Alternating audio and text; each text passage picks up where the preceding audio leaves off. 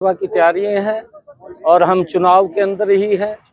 मात्र 1 महीना 40 दिन शेष बचे हैं आचार संहिता लगने में।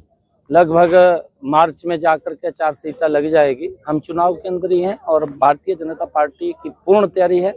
लगातार हमारा सभी हर मोर्चे के ऊपर कार्यकर्ता मुस्तैदी से खड़ा है। नरेंद्र मोदी जी को 10 की 10 लोकसभा की सीटें देकर के तीसरी बार प्रधानमंत्री बनाने का काम हरियाणा की जनता अहम भूमिका उसके अंदर अदा करेगी और उसके लिए लगे हुए हैं। ओबीसी को कितनी सीटें देगी भारतीय जनता पार्टी हरियाणा में? देखिए, क्योंकि जो भी कोटा है, जहां पर भी है, जितना सम्मान नरेंद्र मोदी जी ने ओबीसी समाज का किया है, अगर आप लोग देखें कि ओबीसी को कितनी सीटें मिली हुई हैं, वो आपके सामने काउंट कर लीजिए। आज से कितनी सीटें किसी उसने नहीं दी, परंतु जो सम्मान आज नरेंद्र मोदी जी ने ओबीसी समाज को दिया है, इतना बड़ा सम्मान किसी भी दल ने नहीं दिया। कांग्रेस ने ओबीसी को तो एक रैलियों के अंदर भीड़ बढ़ाने के लिए उपयोग किया है और जब उनके अधिकारों की बात आती थी तो उसको दबाने का काम करते थे। नरेंद्र मोदी जी ने आकर के, क्योंकि लोकसभा के अंदर अगर हम देखें, राजीव गांधी की जब ये मंडल कमीशन की रिपोर्ट आई और इसके ऊपर बहस चल रही थी, मेरे ख्याल से अगर आप जागरूक पत्रकार हैं, आप उसको निकलवा सकते हैं, लोकसभा से निकलवा करके उसको देश को दिखा सकते हैं कि राजीव गांधी ने क्या क्या बोला था। उन्होंने ओबीसी को अधिकार ना मिले उसको लेकर के जबरदस्त डिबेट लोकसभा के अंदर की थी और नरेंद्र मोदी जी ने आकर के ओबीसी आयोग बनाया। ओबीसी के लोगों को संवैधानिक उस आयोग को शक्तियां देकर के अधिकार दिए। आज ओबीसी के बच्चे 27% वो केंद्रीय स्कूल, सैनिक स्कूल और नवोदय विद्यालय, एमबीबीएस और सरकारी नौकरियों के अंदर वो अपना अधिकार पूरा ले रहे हैं। ये अधिकार अगर किसी ने दिया है तो ये नरेंद्र मोदी जी ने दिया है।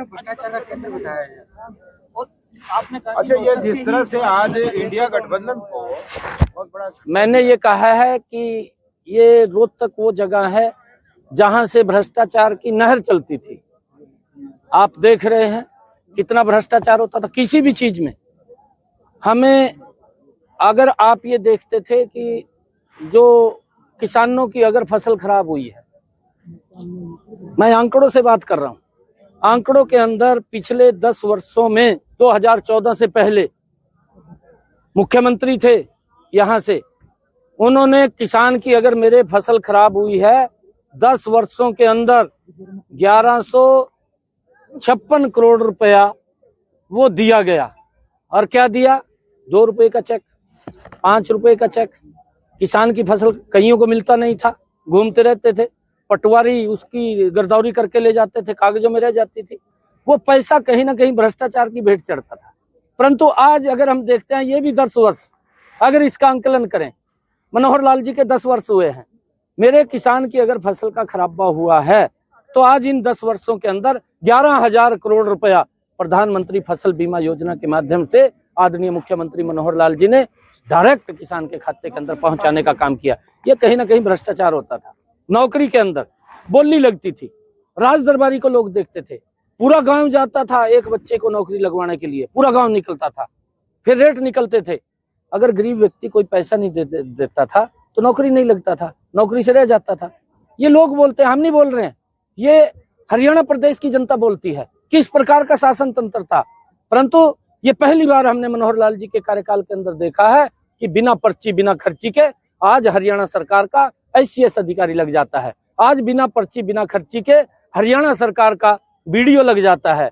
आज बिना पर्ची बिना खर्ची के हरियाणा सरकार में वो तहसीलदार लग जाता है। आज बिना पर्ची बिना खर्ची के हरियाणा सरकार के अंदर वो पुलिस के अंदर सब इंस्पेक्टर लग जाता है। आज बिना पर्ची बिना खर्ची के हरियाणा सरकार के अंदर प्रोफेसर लग जाता है। पेपर लीक हो रहे हैं, घोटाले हो रहे हैं, भ्रष्टाचार के अधिकारी गिरफ्तार हो रहे हैं। जो भ्रष्टाचार करते थे उनको भ्रष्टाचार ही दिखाई देगा, क्योंकि जिस प्रकार की उनकी सोच है, जिस प्रकार की मंशा है, अगर आप लोग देखेंगे जहां पर भी कांग्रेस की सरकार आई है भ्रष्टाचार ने गति तेज की है, और जहां पर भारतीय जनता पार्टी नरेंद्र मोदी और मनोहर लाल जी की सरकार बनी है वहां पर विकास ने गति तेज की है। ये अंतर स्पष्ट रूप से दिखाई दे रहा है। कितने दरवाजे हैं अंदर जाने के लिए? नहीं, यहाँ तो एक ही दरवाजा है, यहाँ कई दरवाजे नहीं है। एक दरवाजा बंद हो चुका था, फिर अंदर आ गए। देखिए, क्योंकि अब मैं उसके ऊपर कुछ बोल नहीं सकता। और जो व्यक्ति, क्योंकि वहां का मुख्यमंत्री है और उसने भी रिकॉर्ड बनाया है, शपथ लेने का। तो कहीं ना कहीं भारतीय जनता पार्टी को ये डर था कि वहाँ लोकसभा की सीटों में कुछ गिरावट आ सकती है। भारतीय जनता पार्टी को कहीं डर नहीं है।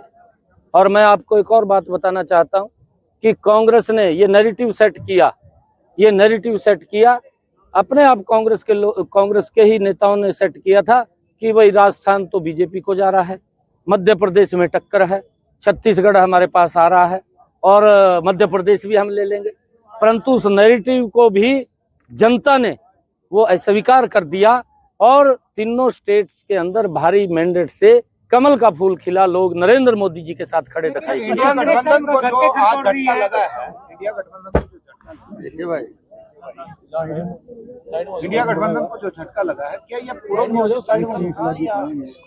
भारतीय जनता पार्टी की एक रणनीति के तहत? नहीं, देखिए ये बेमेल इनका इंडिया गठबंधन का वो गठबंधन है, कोई इंडी जो गठबंधन है वो बेमेल है। उसके अंदर जो लोग हैं वो सभी देश के लोग उनको जानते हैं, उनके चरित्र को भी जानते हैं, उनके करैक्टर को भी जानते हैं। और जो इंडिया गठबंधन इसके अंदर आए हैं वो अपने बचाव के लिए आए हैं।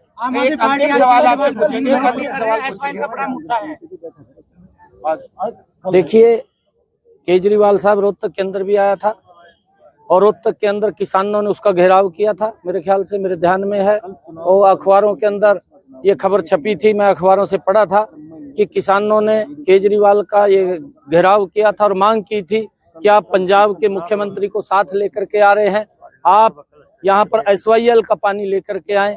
परंतु वो दोहरी राजनीति करते हैं, उनका चरित्र, उनका चेहरा वो प्रदेश के सामने है, वो भ्रष्टाचार के अंदर डूबे हुए लोग हैं।